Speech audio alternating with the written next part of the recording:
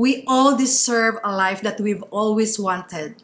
Life is too short to live according to others else's preferences. There are tons of ways to craft that ideal life that we always dreamt of. But in today's video, let's talk about two essential steps that are crucial in achieving that dreamed life. If you haven't already, make sure to subscribe for more videos around simple and mindful living.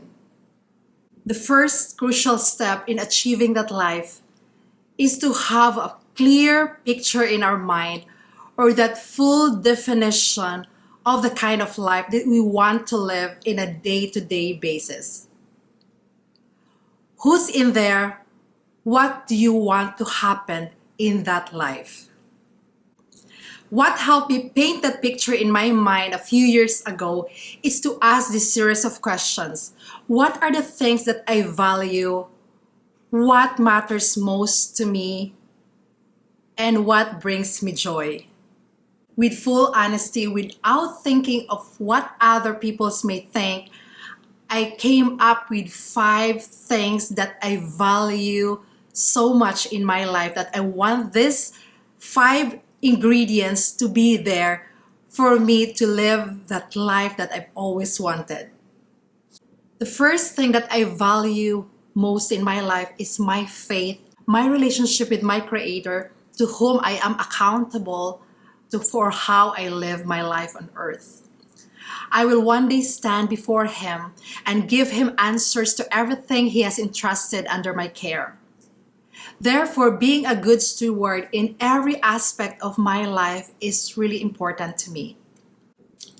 Next is my family. I want to be physically and mentally present for my husband and my children. I want to see my children grow. I want to be there for them during every single milestone they will achieve in their life. And I know that togetherness has a price. Therefore, I am willing to adjust what I can in order for that essential component to be present in my life. And number 3 is my health. First is my physical health. My ideal life consists of having time to exercise and meal plan each time. This is why I gradually adopted that slow living mentality. By not being in a hurry all the time, I can pause and develop a routine that promotes my own and my family's physical health. Another thing I value is my mental health. And I optimized my mental health by establishing that healthy boundaries and connections with my friends, families, and relatives. Next is creating a peaceful and less cluttered home. The kind of home that relaxes me, or a comfortable home that I do not need to escape from. It would be nice to go for holidays from time to time, but having a home I am excited to go home each time is like having a holiday every day for me. Next thing to optimize my mental health is to cut those toxic relationships or toxic people in my life. I don't have much anyway, thankfully. This also involves not participating in nonsense arguments either online or in person. And finally, I take good care of my mental health by community involvement through volunteering and other community service. It's a sense of belongingness and involvement, and doing something for others makes me feel accomplished. Now, the 4th things that I value and I want to be in my ideal life is having that simple and mindful way of living. My definition of simplicity starts with owning only things that we need and adding value to our lives, and making fewer commitments as well. Having simple rules and guidelines for our day-to-day life that a 5-year-old child can understand. And having a mindful life is living with a moment that constantly re-evaluates our way of living, readjusting our ways depending on the need of the moment. If you're still watching, thank you, and I really appreciate your time. If you find value in this video, don't forget to give this a thumbs up.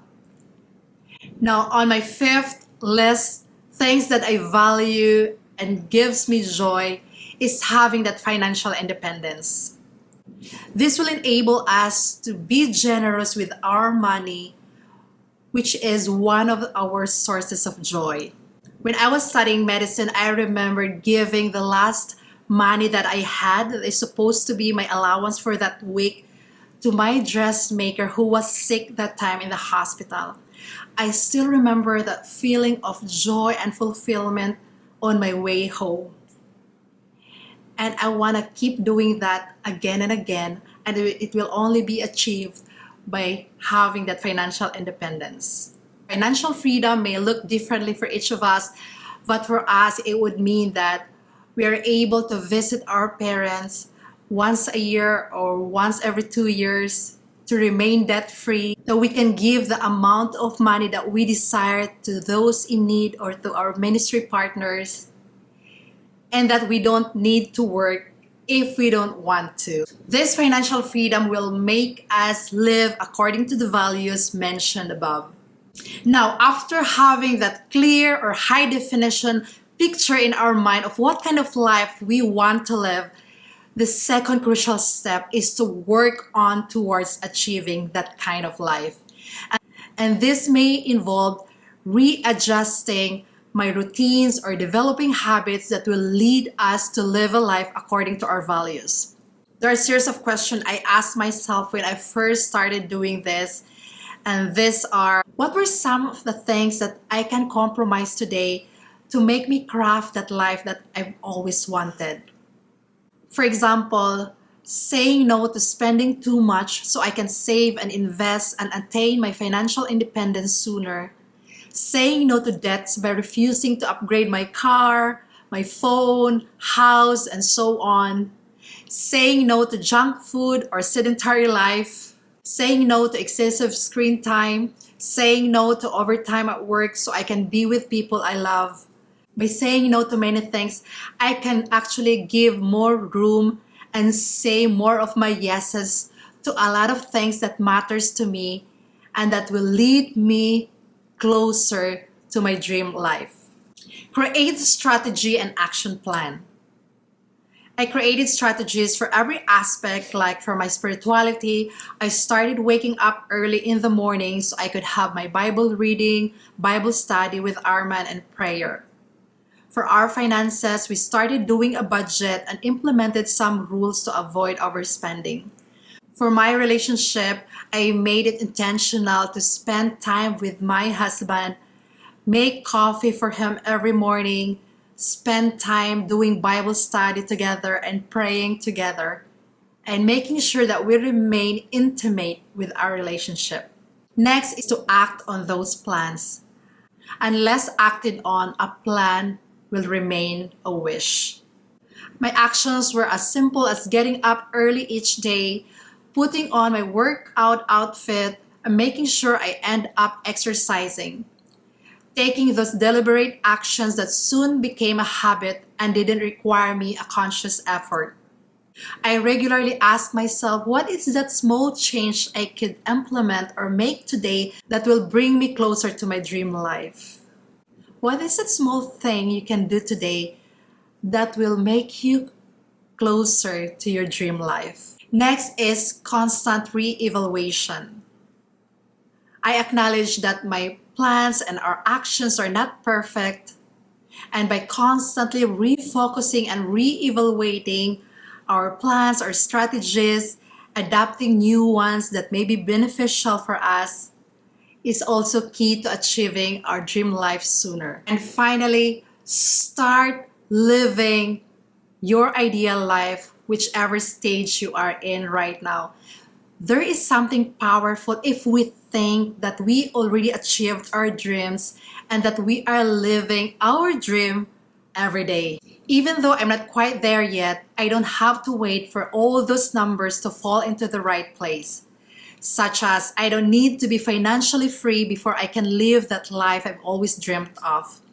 It could take time, but as long as I knew what I wanted and where exactly I'm headed, I can continue to work on towards reaching my destination every single day and would avoid any distractions that would hinder me from getting there sooner.